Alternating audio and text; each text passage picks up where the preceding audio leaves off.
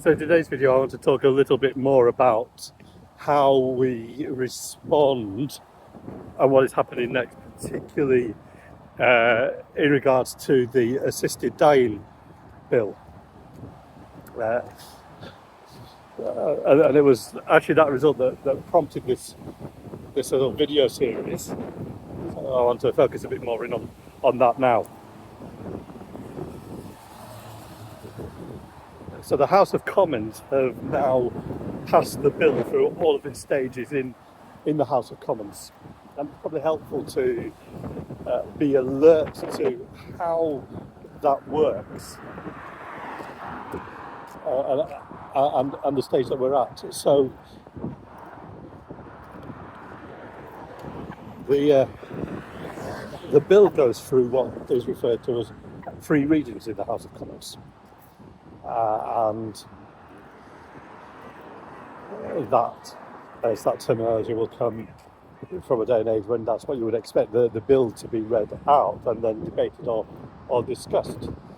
And the first stage is just initially, in principle, are we ready for this to be considered? So it's put before the House of Commons, and that's the first one, and you're determining at that stage whether it's worthy of further consideration. Then goes to a second reading, which is basically to move it into committee stage.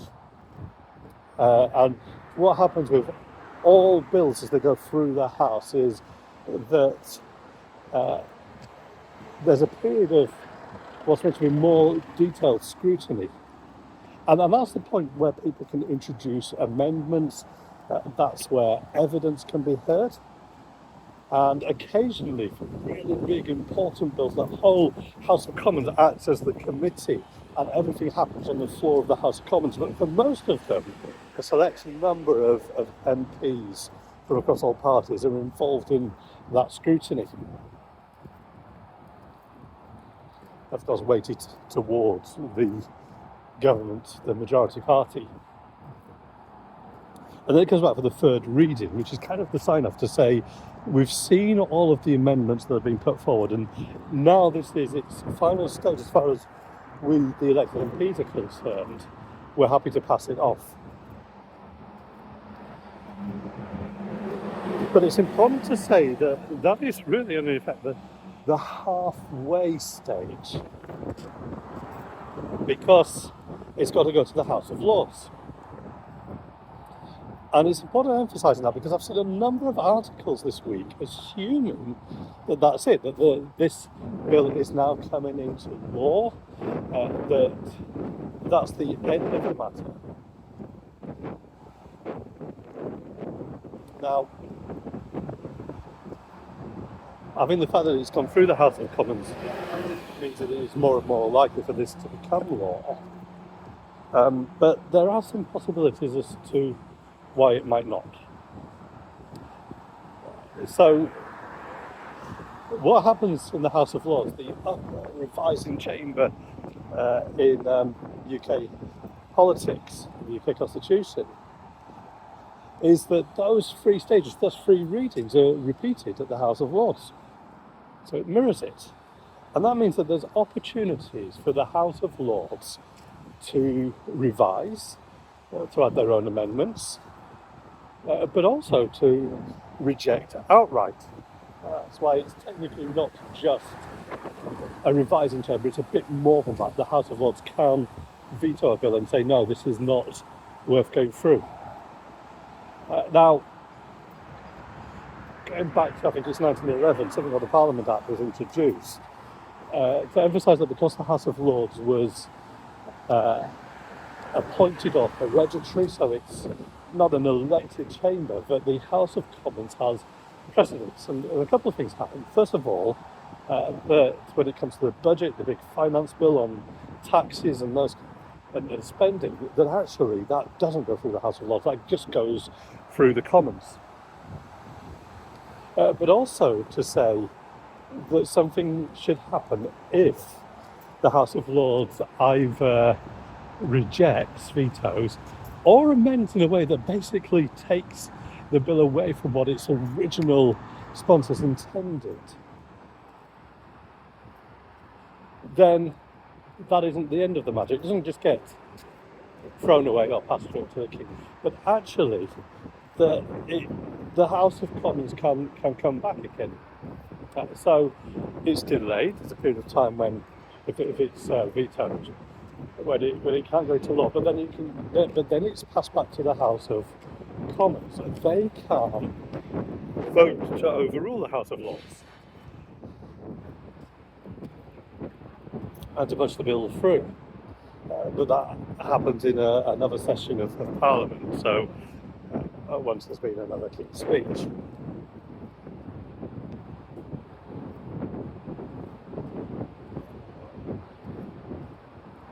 Now, if it does clear through the House of Lords,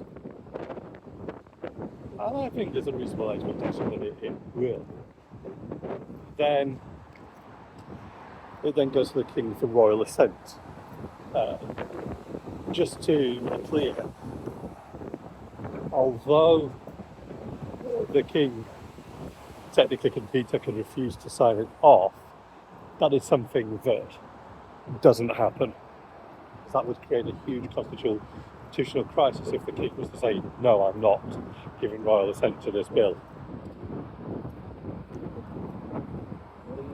So in effect, that is just a rubber stamp at that stage.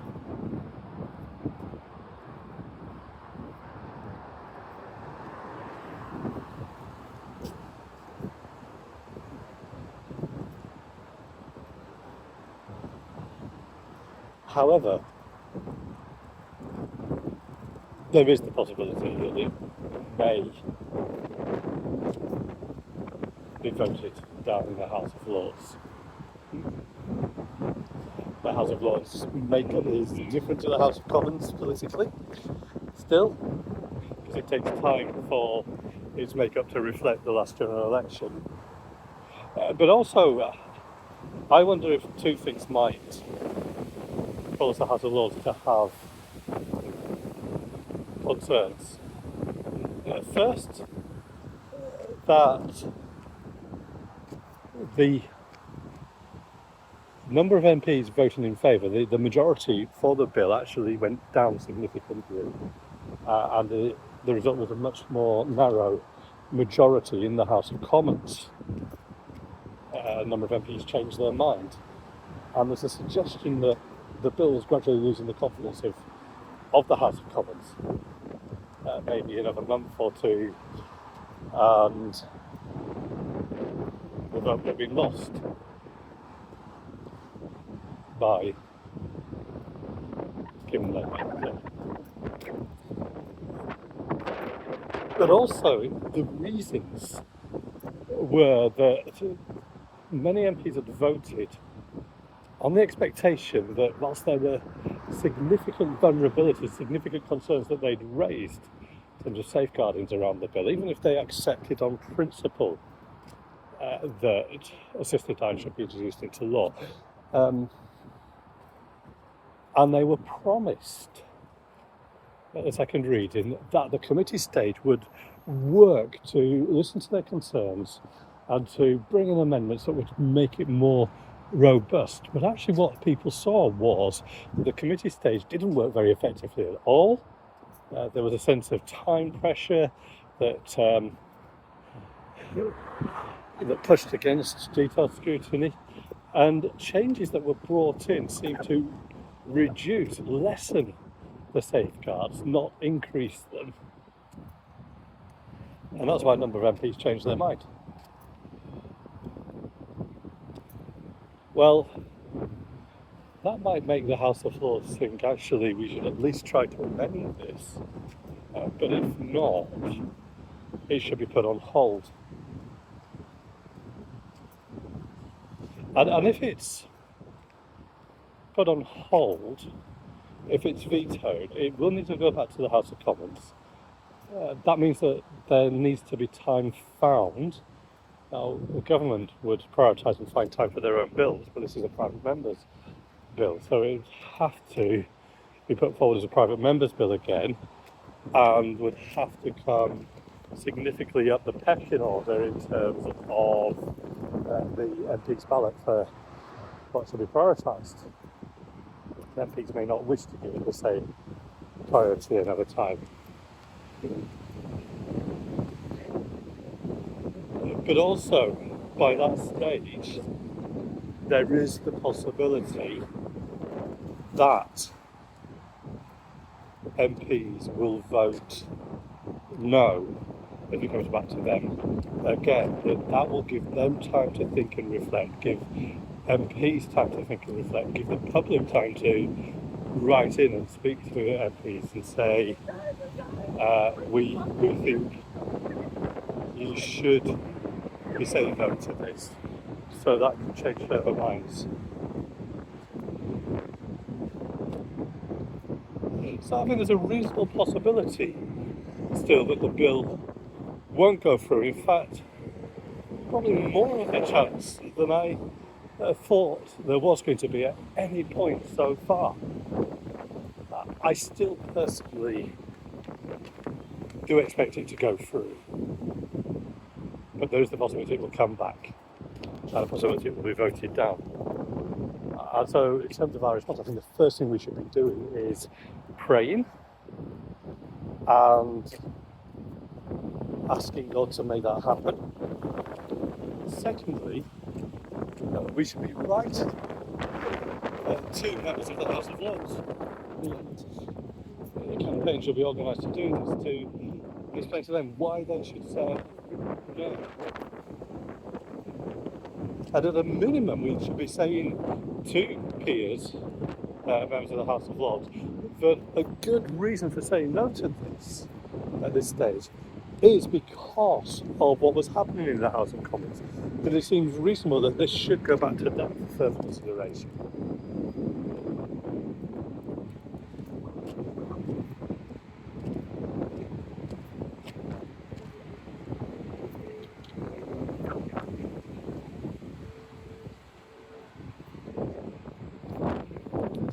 So praying and writing. But I think there's more that we need to do. Whether or not the bill goes through. Because my concern is that if the bill, even if it's stopped this time, that there really hasn't been a proper debate where the principle of euthanasia, the principle of assisted dying, assisted killing, has been properly challenged. But it has been basically accepted that this is in principle okay, that it's a compassionate thing to do, that it's about human freedom and autonomy.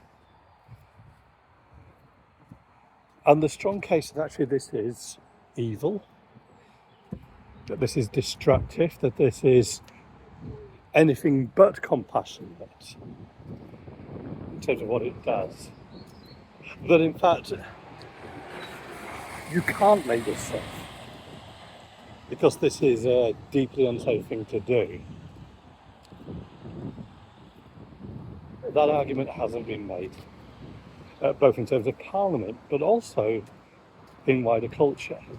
And I believe strongly that we need to be making that bigger argument. And again, this is where those two things, abortion and euthanasia, link together, that we need to be seeking to influence the culture to show how this has become a culture of death. And speaking out against that culture of death and darkness, for the culture of life and light that coexists. And of course that culture that is centred in the gospel of Jesus Christ. So that's where our response needs to be. And I encourage you to play your part in that.